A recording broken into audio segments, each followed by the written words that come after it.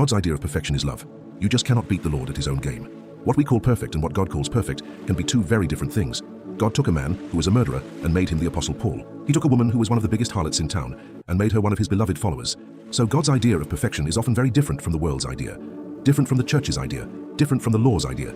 God's idea of perfection is love. The most encouraging thing about David's example was not that he was perfect. It was that he had human failures, sins and shortcomings, and yet God still used him. That gives God all the glory, and it shows there is hope for me, and there is hope for you. The devil has the world brainwashed. He has people thinking that righteousness means looking perfect on the outside. But God's idea of righteousness is not the self-righteous, holier-than-thou hypocrite. God's idea of righteousness is the humble sinner who knows he needs God. Jesus said in Matthew 9:13, "I am not come to call the righteous, but sinners to repentance." God's idea of goodness is godliness, a sinner who knows he needs God, a sinner who depends on him for salvation, not someone who thinks he can save himself by his own goodness. Titus 3:5 says, "Not by works of righteousness which we have done, but according to his mercy he saved us."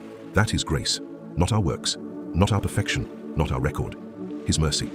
God's idea of saintliness is not sinless perfection. It is a sinner saved by grace, a sinner who has no righteousness of his own, a sinner totally dependent on the grace, love, and mercy of God by faith. Those are the only saints there are. There are no others.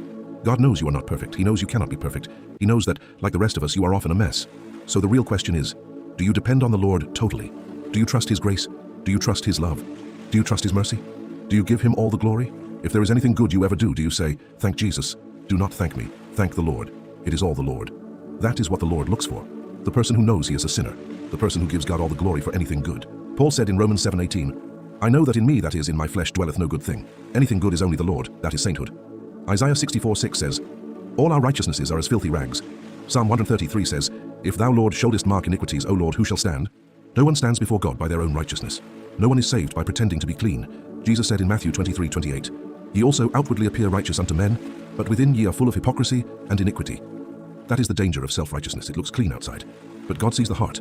Luke 16:15 says, "Ye are they which justify yourselves before men, but God knoweth your hearts." Men may admire what looks religious, but God weighs the spirit, so be honest with yourself. Remember that without God you are nothing. Without his mercy you cannot stand. Without his grace you cannot be saved. Without Christ you have no righteousness at all. Pride is love for yourself. But humility gives God all the glory. God has chosen the weak things, the base things, the despised things, so that no flesh should glory in his presence. That is why God can use the broken, the sinners saved by grace, because then he gets all the glory. Come to Jesus as you are, a sinner who needs mercy, a soul who needs grace, because God's idea of perfection is love. God's idea of saintliness is a sinner saved by grace, and anything good in us is only Jesus.